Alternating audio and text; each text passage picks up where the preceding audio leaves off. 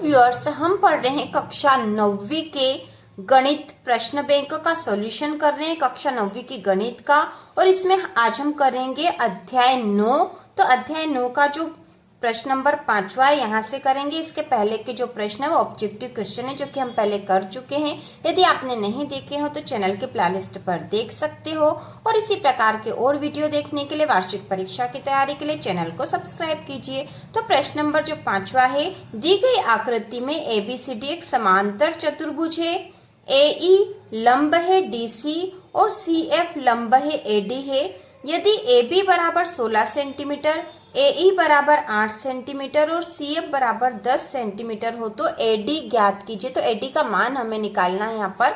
और यहाँ पर हमें AB, AE और CF के मान दे रखे हैं। और यहाँ ये भी बताया गया है कि AE मतलब ये जो AE लंब है DC पर, और इसी प्रकार CF ये वाला लंब है AD पर। तो हम इस सवाल को हल करने के लिए सबसे पहले हमें यहाँ पर जो ज्ञात करना हुआ है AD का मान है। ठीक है, A से D की जो माप है, जो लंबाई है, वो हमें निकालने की है, कितने सेंटीमीटर का है। तो इसके लिए सबसे पहले हम चतुर्भुज ABCD, ठीक है, चतुर्भुज ABCD जो चतुर्भुज है इसका क्षेत्रफल निकालेंगे। ठीक है, क्योंकि इसका क्षेत्रफल सबसे पहले हम DC को आधार मानकर निकाल लेंगे और दूसरी बार AD को आधार मानकर निकालेंगे। इस प्रकार से हमें AD का मान आ जाएगा। सबसे पहले हम DC को आधार मानकर चतुर्भुज ABCD का क्षेत्रफल निकालेंगे। उसके बाद AD को आधार मानकर चतुर्भुज ABCD का क्षेत्रफल निकालेंगे। तो चलो इसको करते हैं। तो इसको हल करेंगे। ठीक है, हल। तो सबसे पहले हम लिखेंगे समांतर चतुर्भुज ABCD का क्षेत्रफल। ठीक है, चतुर्भुज का क्षेत्रफल होता है, समांतर चतुर्भुज का क्षेत्रफल होता है आधार गुणित ऊंचाई। ठीक है, आधार गुणित ऊंचाई। तो यहाँ पे जो समांतर चतुर्भुज ABCD इसका क्षेत्रफल निकालने के लिए हमने इसका सूत्र लिख दिया, आधार गुणित ऊंचाई। तो यहाँ पे हम सबसे पहले DC को आधार मानेंगे। DC को आधार मानकर हम इस चतुर्भुज का क्षेत्रफल निकालेंगे। तो यहाँ पे आधार तो DC हो गया और ऊंचाई हो जाएगी AE, जो कि इस पर लंब है, तो ये इसकी ऊंचाई हो जाएगी। तो हम लिखेंगे आधार की जगह हमने लिख दिया DC गुणित ऊंचाई है AE। ठीक है, AE। तो DC का मान हमें पता है कि DC का माप यहाँ प्रश्न में दे रखा है। DC का मान यहाँ पर है क्योंकि हमें AB का मान दे रखा है। AB 16 सेंटीमीटर है। ठीक है, AB जो है AB 16 सेंटीमीटर यहाँ बता रखा है, AB 16 सेंटीमीटर है। और AB और DC बराबर होगी क्योंकि समांतर चतुर्भुज और इसके आमने सामने की भुजाएं बराबर होती है। तो AB यदि 16 है तो DC भी 16 होगा। तो हम DC का मान लिख देंगे यहाँ पर 16 गुणा AE का मान यहाँ दे रखा है सीधा सा 8 सेंटीमीटर। तो 16 में 8 का गुणा कर देंगे तो ये हो जाएगा 128 वर्ग सेंटीमीटर। 128 वर्ग सेंटीमीटर। तो ये समांतर चतुर्भुज ABCD का क्षेत्रफल आ गया है। हमें इसको समीकरण 1 नाम दे देते हैं। इसके बाद हम फिर से समांतर चतुर्भुज ABCD का क्षेत्रफल निकालेंगे। समांतर चतुर्भुज ABCD का क्षेत्रफल बराबर आधार गुणा ऊंचाई, आधार गुणा ऊंचाई। तो अब यहाँ पर हमने आधार हम मान लेंगे। ठीक है, अब समांतर चतुर्भुज में इस आधार मान लेंगे हम AD को। ठीक है, आधार मान लिया AD को और इसकी ऊंचाई तो वापस से यही हो जाएगी C से F। ठीक है, ये ऊंचाई होगी इसकी। तो ये हो गया आधार, ये ऊंचाई हो गई। तो हम यहाँ लिखेंगे आधार की जगह हम लिख देंगे AD आधार हो जाएगा गुणा ऊंचाई हो जाएगी यहाँ पर CF।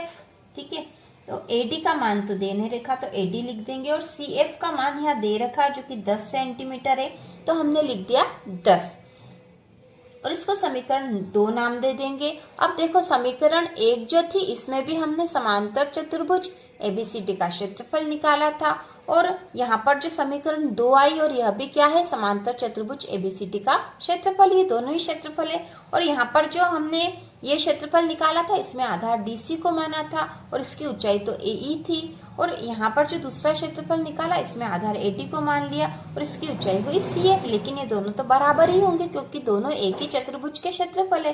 तो हम यहाँ लिखेंगे अब समीकरण 1 व 2 से। दोनों में ही हमने चतुर्भुज के क्षेत्रफल निकाले, मतलब ये दोनों बराबर है। तो पहली जो समीकरण हो गई 128 मान आया था, बराबर हो जाएगा AD गुना 10, क्योंकि दोनों ही समांतर चतुर्भुज के क्षेत्रफल और दोनों बराबर लिख दिए हमने। अब यहाँ पर हम लिख देंगे 128 बटा 10, क्योंकि ये 10 गुना में तो यहाँ भाग में आ जाएगा, बराबर हो जाएगा AD। तो 10 में 128 में 10 का भाग लगा देंगे तो यहाँ हो जाएगा 10 एकम 10, 10 दूना 20, दशमलव और 8 बराबर हो जाएगा AD। 128 में 10 का भाग लगाएंगे तो 12.8 आएगा और यहाँ पर ये AD का मान आ जाएगा। ठीक है, AD का मान ही हमें निकालना था, जो कि हमने निकाल लिया है। अब हम यहाँ आंसर लिख देंगे। आंसर AD बराबर 12.8 सेंटीमीटर। ठीक है, 12.8 सेंटीमीटर ये AD का मान आ गया। AD बराबर 12.8 सेंटीमीटर। तो बहुत आसान सा प्रश्न था। हमने केवल चतुर्भुज ABCD का क्षेत्रफल निकाला है। पहली बार हमने DC को आधार माना है तो ऊंचाई इसकी AE आ गई है, उसका मान रख के इसका जो क्षेत्रफल है वह निकाल लिया है। दूसरी बार फिर से हमने समांतर चतुर्भुज ABCD का क्षेत्रफल निकाला, लेकिन इस बार आधार हमने AD को माना है, इसलिए ऊंचाई आई है CF। तो AD का मान दे नहीं रखा, इसलिए हमने AD ही लिख दिया और CF का मान 10 है। अब ये दोनों एक ही चतुर्भुज के क्षेत्रफल, इसलिए दोनों बराबर है, इसलिए हमने 128 बराबर कर दिया AD गुना 10। तो 128 बटा 10 बराबर हो जाएगा AD। तो इसका मान आ गया 12.8 सेंटीमीटर।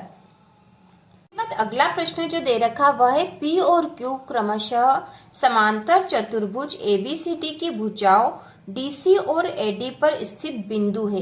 तो यहाँ पर एक समांतर चतुर्भुज ABCD दे रखा है जिसकी भुजाओं DC और AD पर दो बिंदु P और Q है।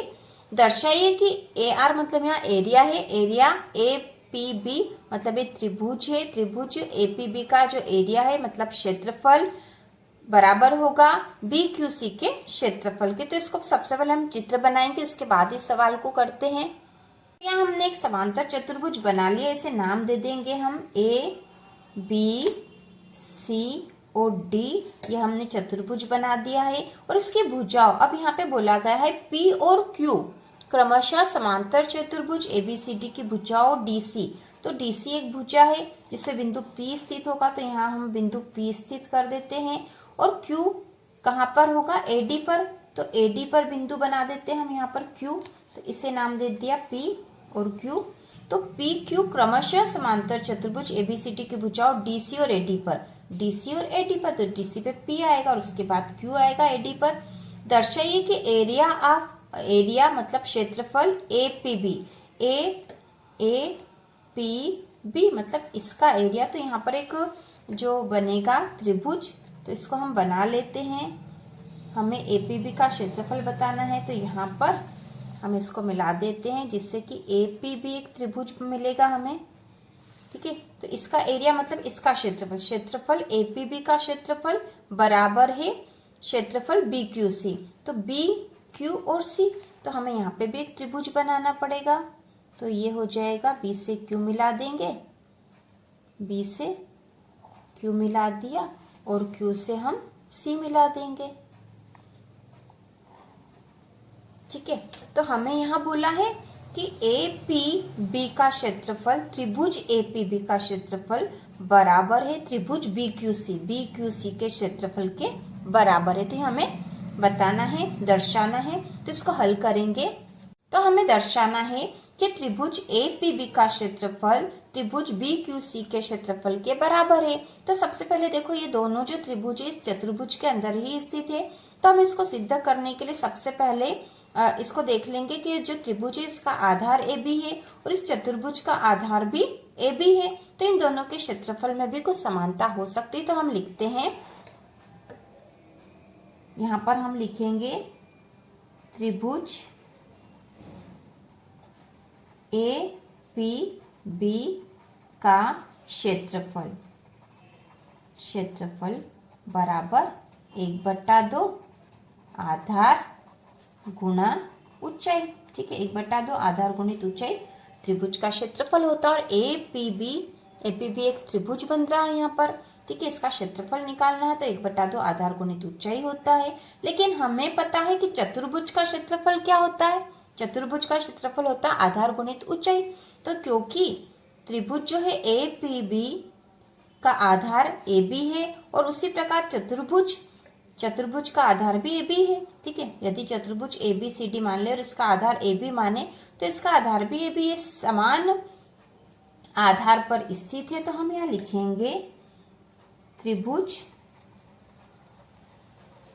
APB तथा चतुर्भुज ABCD समान आधार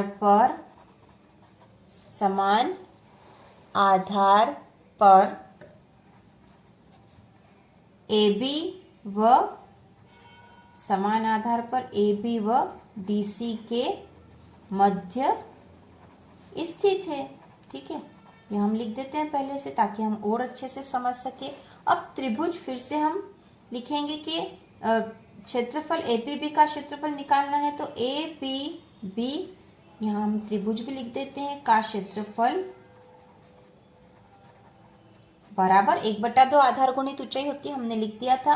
तो 1/2 आधार गुणित ऊंचाई क्या होता है, चतुर्भुज का क्षेत्रफल होता है। तो हम यहाँ पे आधार गुणित ऊंचाई के स्थान पर लगे क्योंकि इस चतुर्भुज का आधार भी AB है, ठीक है।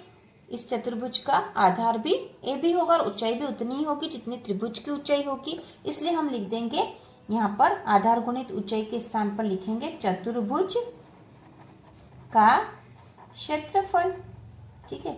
चतुर्भुज का क्षेत्रफल तो 1/2 और चतुर्भुज का क्षेत्रफल लिख दिया क्योंकि आधार गुणित ऊंचाई बराबर चतुर्भुज का क्षेत्रफल होता है। इसलिए हमने यहाँ चतुर्भुज का क्षेत्रफल लिख दिया क्योंकि इसी का सूत्र था ये और इसका आधार भी वही था जो कि ABB का आधार था। तो इस प्रकार हम यहाँ लिख सकते हैं। अब हम इसको लिख देते हैं समीकरण 1। इसको हम आगे करेंगे तो अब जो इसका दूसरा भाग हम करेंगे तो अब हमें BQC का क्षेत्रफल भी निकालना था। तो यदि हम इस चतुर्भुज का आधार यदि अब हम BC को माने, ठीक है, BC को आधार मान लेते हैं तो इस त्रिभुज का आधार भी BC है और इस चतुर्भुज का आधार भी BC है और ऊंचाई भी दोनों की बराबर ही होगी। तो हम इस तरह का सूत्र उस BQC वाले में भी कर सकते हैं। तो हम लिखेंगे इसी प्रकार त्रिभुज BQC का क्षेत्रफल, ठीक है, क्षेत्रफल बराबर 1/2 आधार गुना ऊंचाई। और हमें पता आधार गुणित ऊंचाई किसका क्षेत्रफल होता है, चतुर्भुज का। तो हम यहाँ लिख देंगे बराबर होगा 1/2 आधार गुणित ऊंचाई के स्थान पर हमने लिख दिया चतुर्भुज का क्षेत्रफल, ठीक है, चतुर्भुज का क्षेत्रफल। तो यहाँ चतुर्भुज हमें ABCD भी लिखना था, चतुर्भुज ABCD का क्षेत्रफल, ठीक है, चतुर्भुज ABCD का क्षेत्रफल ताकि हम और अच्छे से समझ सके। वैसे हम चित्र में देख के तो कर ही रहे हैं। तो यहाँ पे हो गया 1/2 चतुर्भुज ABCD का क्षेत्रफल और यहाँ पे भी आया है 1/2 चतुर्भुज ABCD का क्षेत्रफल। इसको समीकरण 2 नाम दे देंगे अब हम। तो अब हम लिखेंगे, ठीक है, अब हम लिखेंगे अतः समीकरण 1 व 2 से, ठीक है, समीकरण 1 व 2 से। तो देखो समीकरण 1 में क्या था, त्रिभुज APB का क्षेत्रफल बराबर था 1/2 चतुर्भुज ABCD का क्षेत्रफल के। इसी प्रकार समीकरण जो 2 है वो भी है 1/2 चतुर्भुज ABCD का क्षेत्रफल। तो यह क्या था, यह था त्रिभुज BQC का क्षेत्रफल। मतलब ये दोनों जो क्षेत्रफल है APB का क्षेत्रफल और BQC का क्षेत्रफल दोनों ही बराबर आ रहे हैं 1/2 चतुर्भुज ABCD के क्षेत्रफल के। तो यहाँ तो इनका क्षेत्रफल ये इसका जो मान आएगा और इसका मान आएगा वो बराबर ही होगा। इसका मतलब ये दोनों भी बराबर होंगे। इसलिए समीकरण 1 व 2 से त्रिभुज APB का क्षेत्रफल बराबर है त्रिभुज BQC के क्षेत्रफल के, ठीक है। तो दोनों बराबर है और यही हमें सिद्ध करना था। अब यहाँ पे हम लिख सकते हैं जैसा प्रश्न में दिया वैसा भी हम लिख सकते हैं कि एरिया APB बराबर है एरिया बी क्यू सी। ठीक है, और यही हमें सिद्ध करना था, तो ये हमने सिद्ध कर दिया। बहुत आसान सा सवाल था।